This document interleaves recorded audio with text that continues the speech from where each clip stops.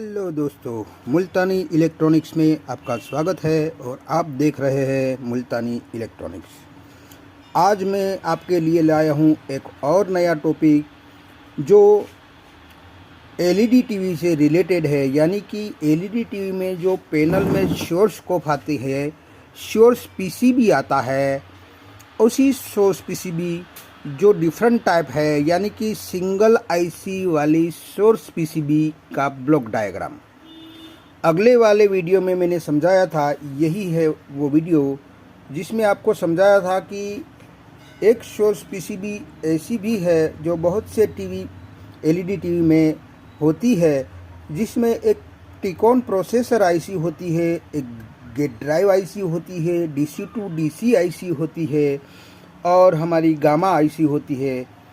उन सभी आईसीओ को मिलाकर, यानी कि 4 आईसी और फ्लैश मेमोरी गिन ले तो हमारी 5 आईसी होती है। उसकी बजाय इन चारों का एक ही आईसी में इनबिल्ट होता है। यानी कि एक ही आईसी में ये इनबिल्ट होता है, जिसमें हमें टिकॉन आईसी भी इसी में इनबिल्ट होती है, गेट ड्राइव आईसी भी कहो या स्कैन ड्राइव कहो या लेवल शिफ्टर कहो, वो आईसी भी इसमें ही इनबिल्ट रहती है, गामा आईसी भी इसी में इनबिल्ट रहती है और डीसी टू डीसी आईसी जो हमारे सारे वोल्टेज बनाती है, यानी कि एवीडीडी, वीजीएल, वीजीएच, एचवीडीडी, ये सारे वोल्टेज भी यही आईसी से निकलते हैं, यही आईसी से बनते हैं। यानी कि डीसी टू डीसी आईसी भी इसमें ही इनबिल्ट होती है।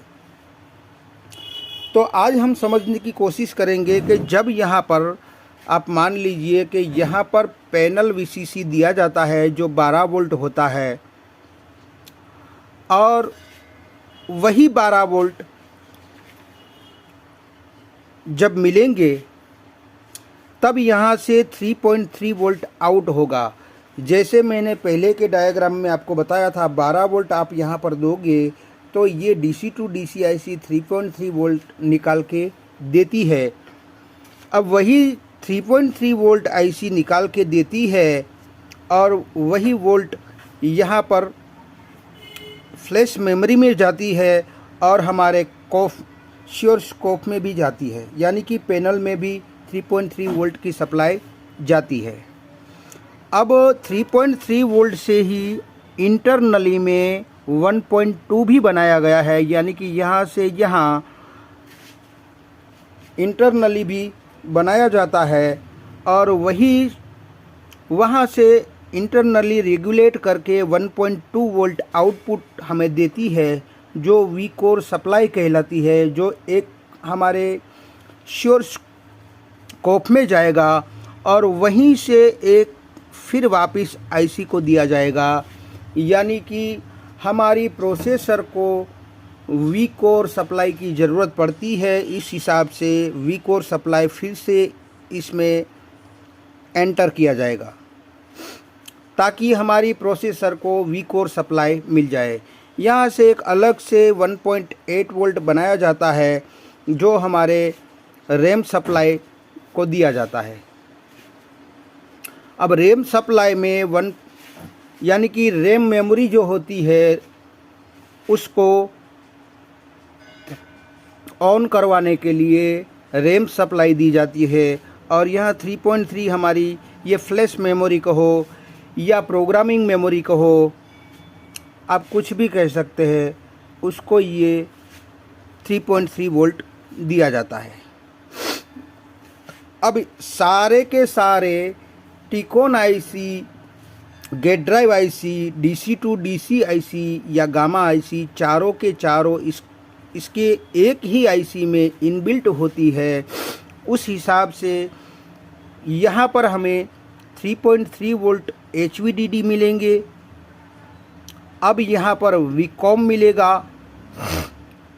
यहाँ पर आप देखेंगे कि वीजीएच मिलेंगे और वीजीएच जो हमारे गेट सोर्स में जाएंगे, सोर्स पीसीबी में सोर्स स्कोप में जाएंगे और उसी को वापस से यहाँ पर VGH वापस एंटर करवाया जाता है ताकि स्कैन ड्राइव आईसी या लेवल शिफ्टर आईसी को भी ये वोल्ट मिल सके।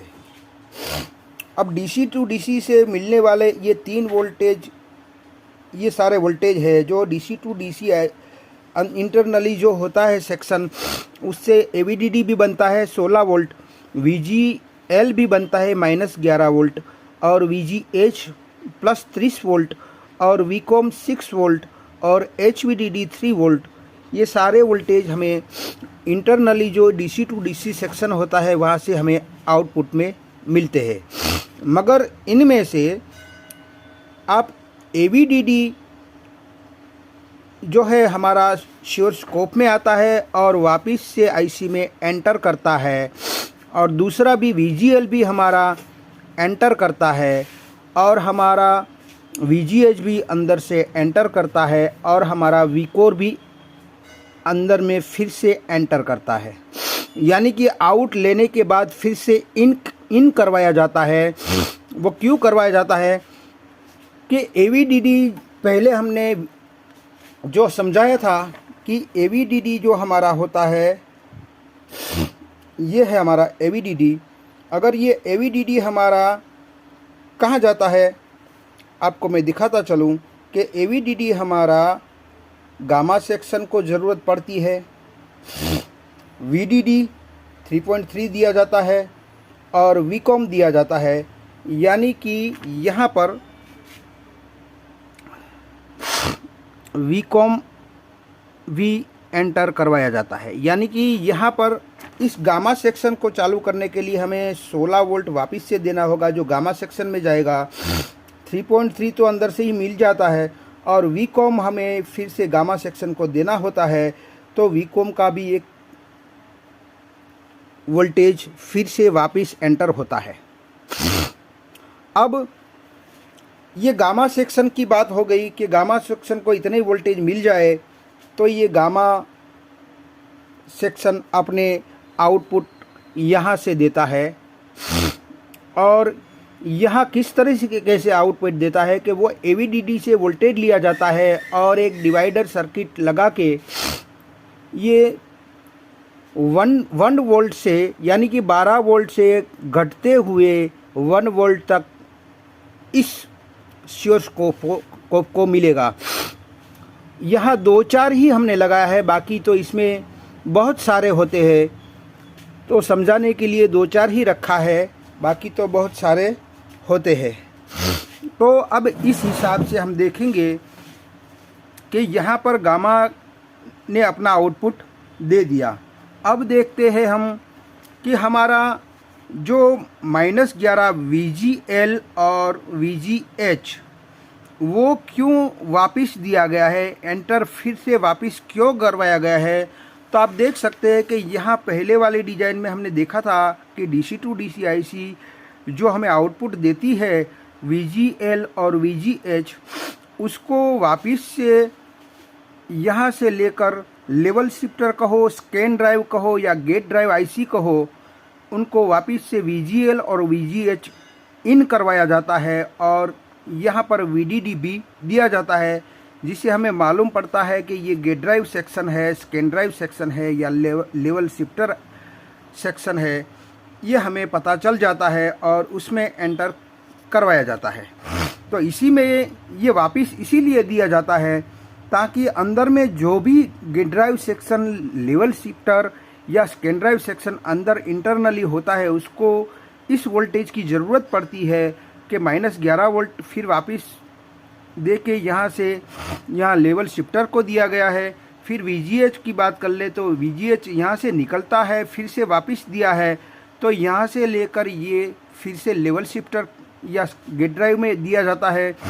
और हमारा 3.3 वोल्ट भी हमें गेट ड्राइव सेक्शन में दिया जाता है, तो गेट ड्राइव सेक्शन वर्क में आ जाता है और हमें जो सिग्नल बाहर में देता है वो CKV लाइन के सिग्नल को बाहर देता है, जिसे हमारे डबल इमेज के का फॉल्ट जब आता है तब ये CKV लाइन में शॉर्टिंग ज़्यादातर होती है।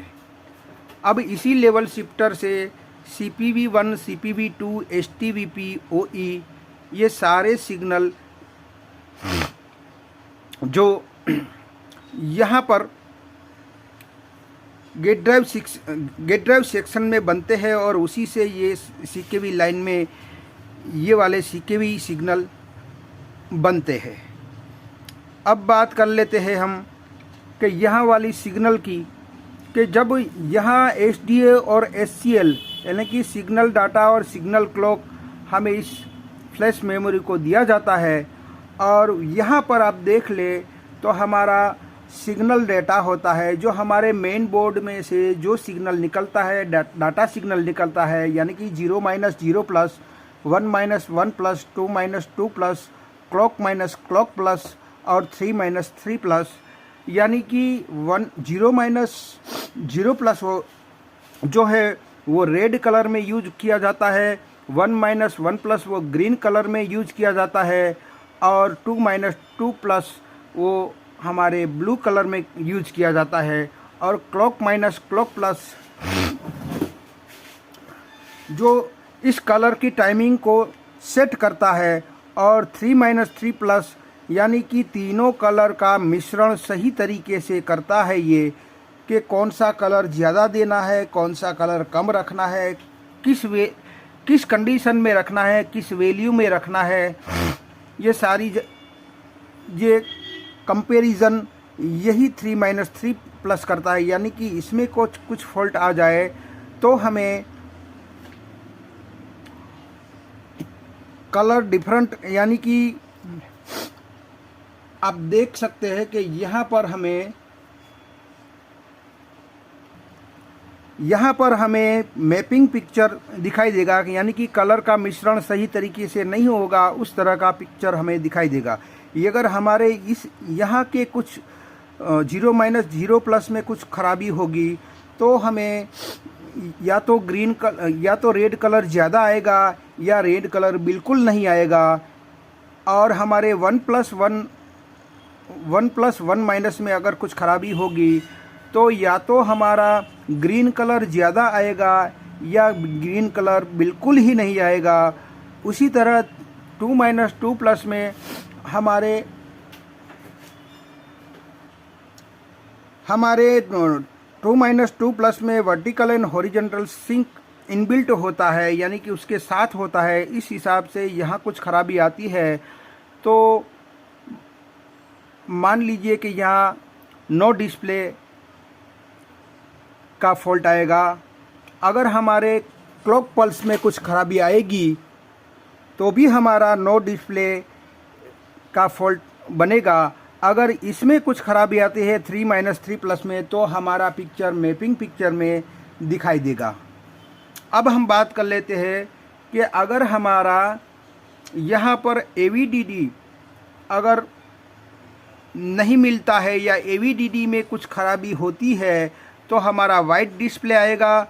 अगर हमारा VGL में कुछ खराबी आती है या VGL वोल्टेज हमें आउटपुट नहीं देता है तो वाइट लाइन ब्लू स्क्रीन आएगी, यानी कि ब्लू स्क्रीन पूरी होगी और बीच में वाइट कलर का पट्टा होगा। उसी तरह से ब्लू स्क्रीन ब्लैक पट्टा भी हो सकता है। तो ये फॉल्ट इससे आएगा। जब VGH ना आए तो क्या होगा, तो अगर हमारा VGH नहीं आता है तो हमें स्लो मोशन में पिक्चर दिखेगा, यानी कि रुकता हुआ, यानी कि चिपकता हुआ पिक्चर मिलेगा। यानी कि कुछ देर ठहर जाएगा फिर वापस चलने लगेगा, कुछ देर ठहर जाएगा फिर वापस चलने लगेगा, स्लो मोशन में पिक्चर आएगा। यानी कि स्लोली ये पिक्चर चलेगा, उस तरह से ये फॉल्ट दिखेगा। अगर हमारा VCOM नहीं मिल रहा है, यानी कि VCOM हमारा आउटपुट नहीं दे रहा है, ये वाला VCOM, तो क्या होगा। तो अगर हमारा VCOM काम नहीं कर रहा है तो हमें वाइट स्क्रीन लो इमेज मिलेगा, यानी कि धुंधली सी इमेज मिलेगी और वाइट स्क्रीन होगी, तो हमें VCOM की खराबी मान सकते हैं।